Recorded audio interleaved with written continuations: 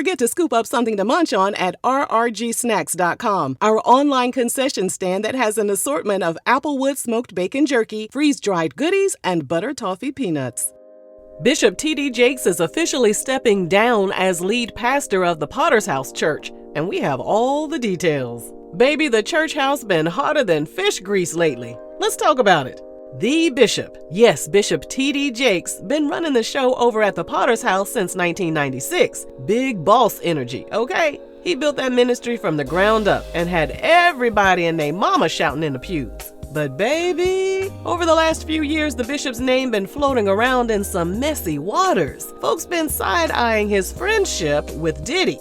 You know, Diddy always got some drama swirling around. Plus, people been real loud about how Bishop been living that first-class, fly-private, custom-tailored life while preaching that prosperity gospel. A little too prosperous for some folks' taste, okay? Then November 2024 came in swinging. Whew, it was pretty scary. Bishop had a massive heart attack right in the middle of delivering a sermon. The saints were clutching pearls, oils was flying, prayers went up. It was a whole thing. Fast forward to now, the bishop said he has heard from the Lord and his doctor, and he's officially stepping down from leading that 30,000 plus member congregation.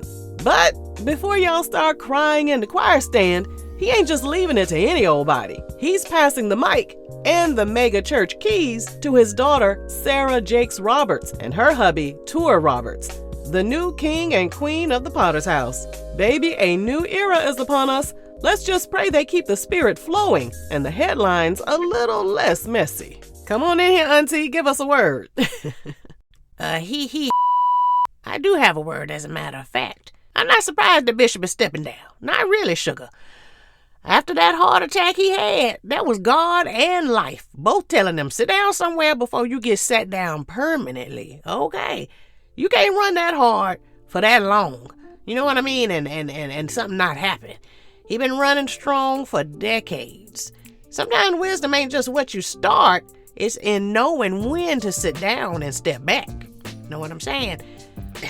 As far as him handing the church keys and the church down to the family, that's always just a little tricky. It's tricky because, it do start to feel like more of a business than a ministry when you start passing pulpits like it's a family heirloom.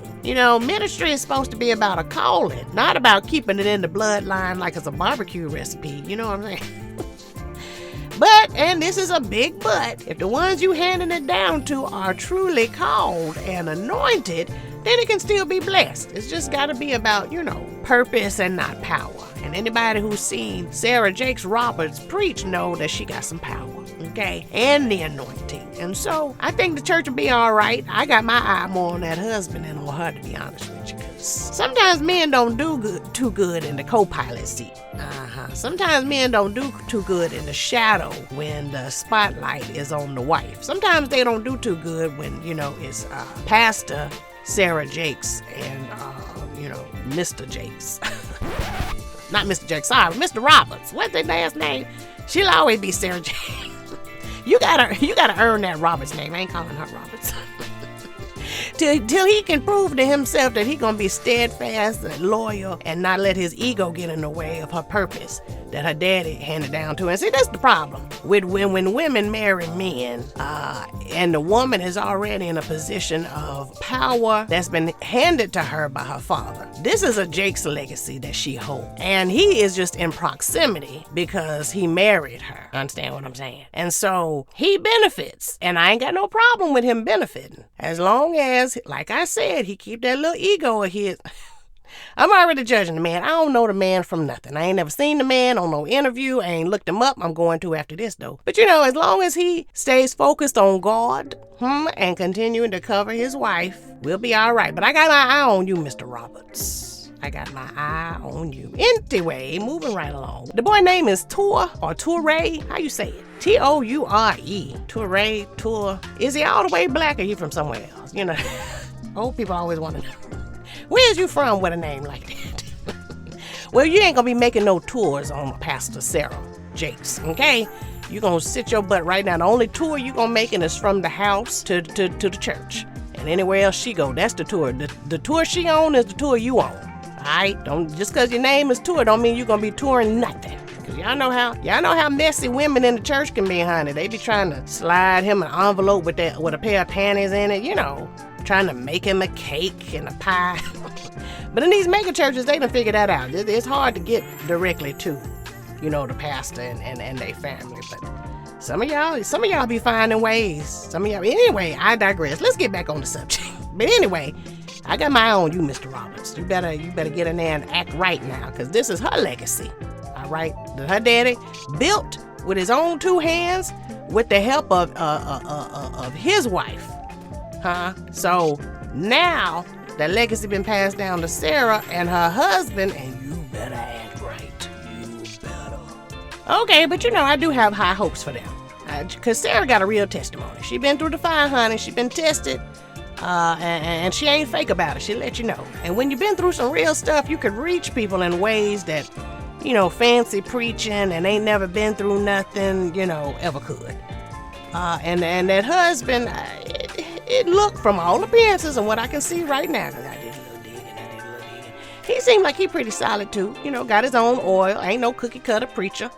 So between the 2 of them, if they stay humble and keep God first, and if tour stay in line, they might just take that ministry even higher. And that's our prayer. That's our hope. We got our fingers crossed. Child, but baby, let me tell y'all something about that. Bishop Jakes is absolutely doing the right thing by focusing on his health. He's got, children, adult children. He's got grandchildren now. And he can still minister in his own way. I think, but his life has been a ministry. And his some of his sermons will go down in history for a long, long time. People can still access that word. He's got books that he's written that people can still access and heal from, and get a word from. So he's done his work, and now it's time for him to reap those benefits, okay? But you can't pour from an empty cup, you know what I'm saying? You sure can't pastor from a hospital bed. So he done did his time. He done served now.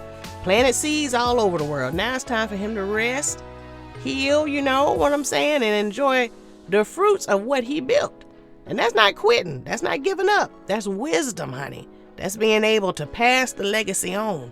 Because, sometimes pastors pass away and the assumption is, that pastor would have wanted to move the mantle on to a son or a daughter. But since he is still alive and with us, he can say out of his own mouth where he wants the direction of his church to go and who he wants to lead it. And I think that's the best way. That's the best way. So now pass me my purse.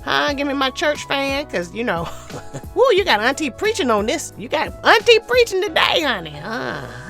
Got me preaching. But anyway, we see you, Potter's House. May you continue to do great things in the lives of the people you serve. We got our eyes on you. We got our hands lifted in prayer for you, and I got my own.